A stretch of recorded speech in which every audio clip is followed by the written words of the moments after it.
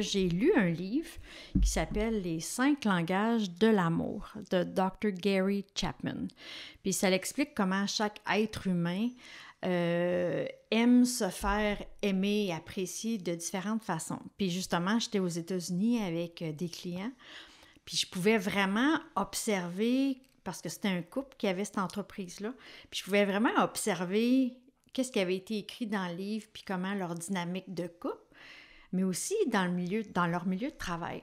Puis on s'est mis à avoir des super discussions. J'ai travaillé 28 jours avec cette entreprise-là.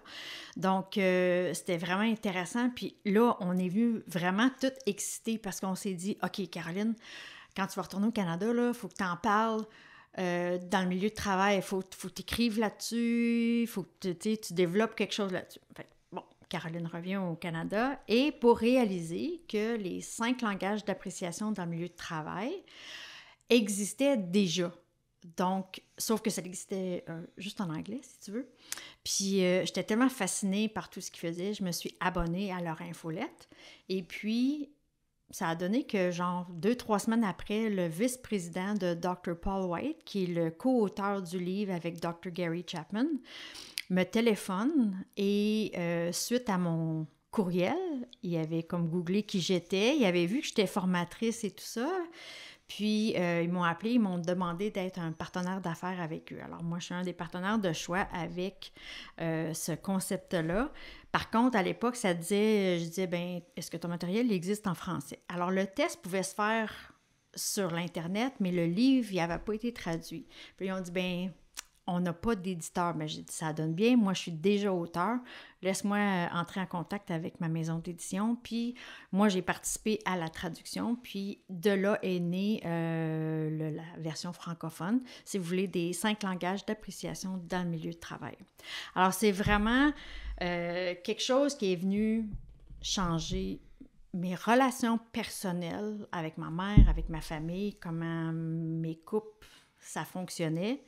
Puis là, encore plus dans le milieu de travail. Et là, ça fait depuis 2013 que je suis formatrice agréée partenaire avec eux. J'ai pu donner cette formation-là à travers les États-Unis et au Canada. Puis c'est transformateur, comment c'est simple comme concept. Mm-hmm. Et puis, ça va me faire plaisir qu'on en parle un peu plus aujourd'hui sur cet épisode. Parce que là, toi, tu t'es un peu trempé les orteils dans le concept aussi. Oui, mais depuis que tu m'en as parlé, justement, quand on s'est rencontrés, puis que tu m'as introduit à ce sujet-là, écoute, ça m'a comme tellement ouvert les yeux parce que à ce moment-là, je travaillais justement dans un projet sur la rareté de la main-d'œuvre pour aider les employeurs, mais axé vraiment sur la rétention. Puis on essaie de trouver comme des moyens concrets puis utiles, tu sais, adaptés à des employeurs qui n'ont pas de connaissances en ressources humaines nécessairement, qui n'ont pas nécessairement le temps ou l'intérêt de regarder dans des livres ou de lire des longues études. Ouais. Parce que c'est des employeurs, des entrepreneurs qui sont occupés. Là, on s'entend, ils ont des choses bien meilleures à faire que lire des revues scientifiques. Oui. Mais quelque chose d'utile, puis facilement, comme un outil, vraiment, sur le savoir-être, puis comment être juste fin, puis voir les employés comme des personnes, comme des humains avant tout.